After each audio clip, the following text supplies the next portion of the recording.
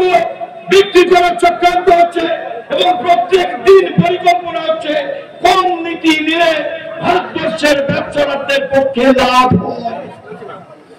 ভারতবর্ষের গরিব মানুষ, কৃষক, ক্ষেতমজুর, কাজ নেই, যুবদের চাকরি পাওয়ার কোন সাংবিধানিক অধিকার নেই, শিল্প নেই এবং চাকরি পাওয়ানোর মতো কোন নীতি গ্রহণ করার ইচ্ছা নেই। আমরা দেখছি এরপরও এই দেশে হাতনাস হচ্ছে, উন্নয়ন হচ্ছে, মণিপুর হচ্ছে।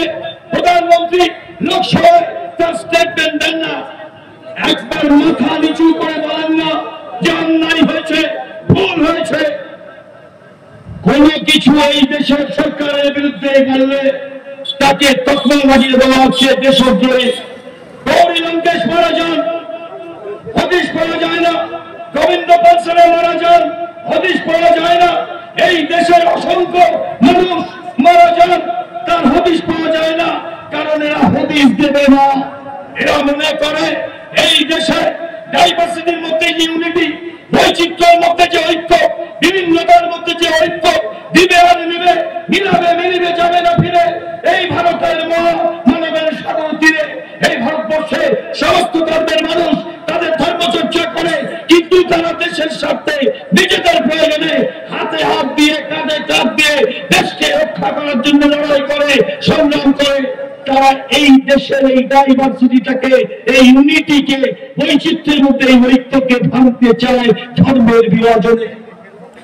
বৌদ্ধ, খ্রিস্টান, মুসলিম, হিন্দু এই ধর্মের জিগির ধরে এরা গোটা ভারতবর্ষকে টচ করার দিকে নেমেছে এবং তারা একটা উন্মত্ত খেলায় নেমেছে, ধর্মীয় বিভাজন।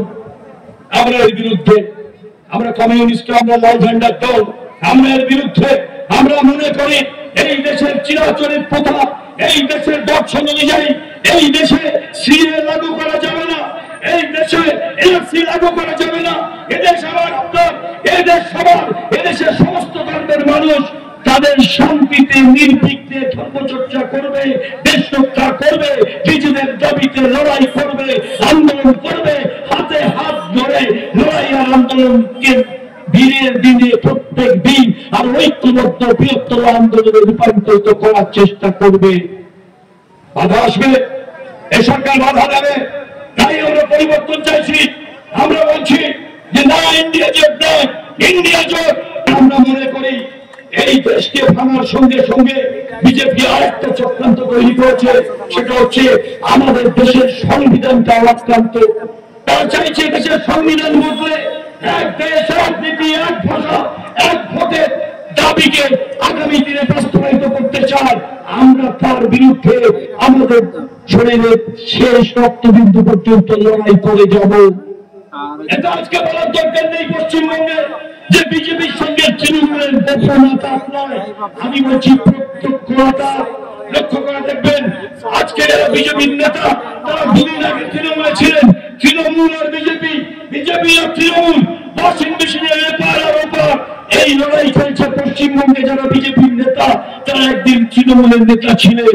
গোটা ভারতবর্ষের মানুষ আজকে তাকিয়ে থাকে পশ্চিমবঙ্গের নির্বাচনে, শুধু রক্তপাত, শুধু ভাষ্যে আর সংঘর্ষ। আমরা বলছি এই দলকে পরিত্যাগ করুন, তৃণমূলকে পরিত্যাগ করুন, তৃণমূলকে পরিত্যাগ করতে হবে।